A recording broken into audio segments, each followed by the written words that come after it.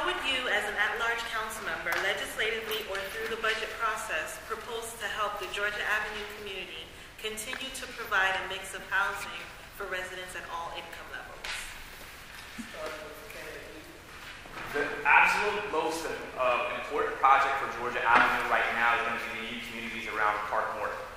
The ability right now to have a contractor to set aside 33% affordable housing, 33% at market, 33% what is referred to as workforce housing is a good idea, but if anyone's followed any of the other new communities programs within the city, they're monumental failures, and we never see the 33%. I would prefer that DCHD would end up spending its resources a bit more like how Baltimore has done. Baltimore has created a series of co-ops around targeted types of people that they want to live within the community. They've focused on people who work in trades, they've focused on nurses, they've focused on school teachers, they've focused on artists. I think that if we're going to do something like that with Park Horton, it could be revolutionary in the sense of trying to bring in a tax base of working folks who want to live within the community that they serve. NIH or Howard University nurses would be towards the top of that list. So if we're going to move forward with city projects and city land, I think we have to have an element that we're actually trying to keep the integrity of people that are middle income working, people who work 40-hour weeks and would contribute greatly to our local tax base.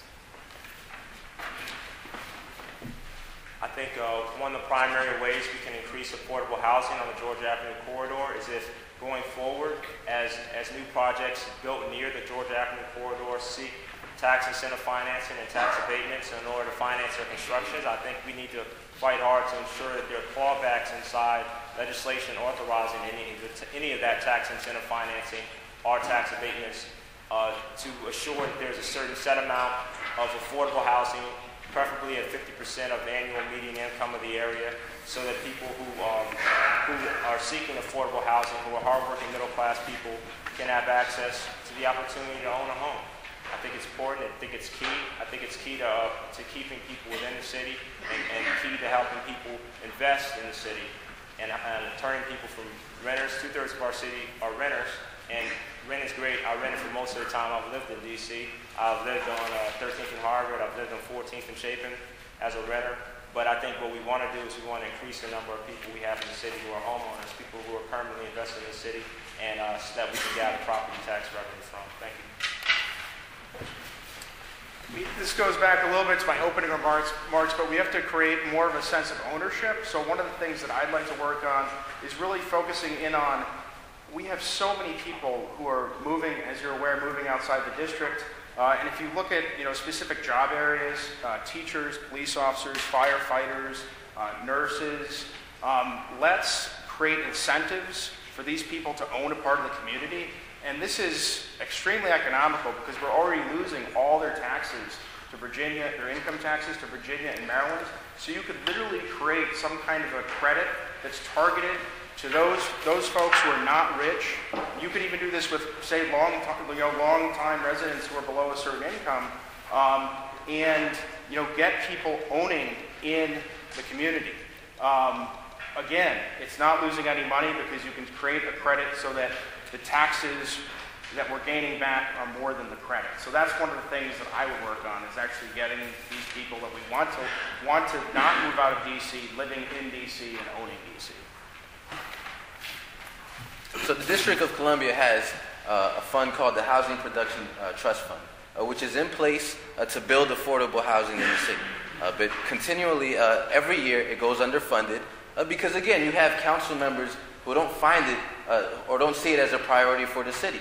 I grew up in the District of Columbia. I know firsthand what it's like to have to worry about where you're going to live next year. If we're going to get serious, we need council members who care about this issue, who will fight for this issue. As a council member, I will fight 100% to make sure that the Housing Production Trust Fund is fully funded, so moving forward, we're able to finance and support to build affordable housing in the city so residents can stay here.